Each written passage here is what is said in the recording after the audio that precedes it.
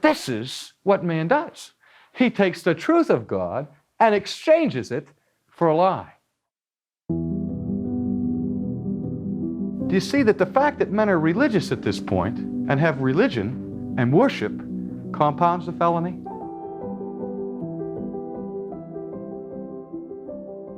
Think of it this way. I know that my wife would love to have a mink coat. I don't have enough money to buy a mink coat. But I love my wife, and so I want to get her a mink coat. So I scrape and save and work overtime, do menial tasks, and degrade myself and do everything else. Try everything in my power to save up enough money for a mink coat, and finally the day comes where I buy her the mink coat. And I present it to her on Christmas morning. And she says, "That is beautiful." And then she takes that mink coat and she goes to the garbage dump and throws it in the banana peels and the rinds from oranges and the tomatoes and the rotten eggs. And she just takes that mink coat and throws it into that. And then roots down into the garbage and finds the dirtiest, smelliest, crummiest, rottenest, putrid, rancid rags she can find. And wraps them all around herself. And comes home and says, "Look at my new coat."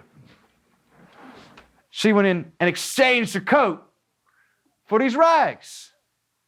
I would call a doctor. There's something wrong. It's insane to do something like that. But you see that's a poor analogy, because the difference in glory between rags and a mink coat is infinitesimal in comparison of the difference in glory between a totem pole and the God who made heaven and earth. But this is what man does. He takes the truth of God and exchanges it for a lie.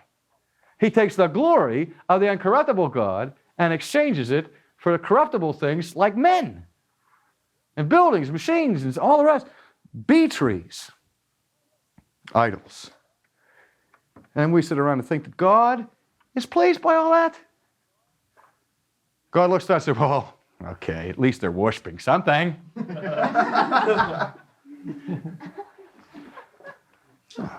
Do you see that the fact that men are religious at this point and have religion and worship compounds the felony?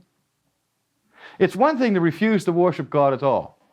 It's another thing to not only deny his existence, but then to set up something in his place that isn't worthy to be compared with him and begin to worship that in his place. That's insult to injury.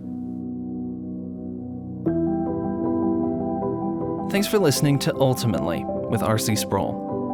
To hear more trusted teaching from Dr. Sproul and other gifted teachers, check out Renewing Your Mind, another podcast from Ligonier Ministries. A new episode is available 7 days a week. Subscribe today wherever you get your podcasts.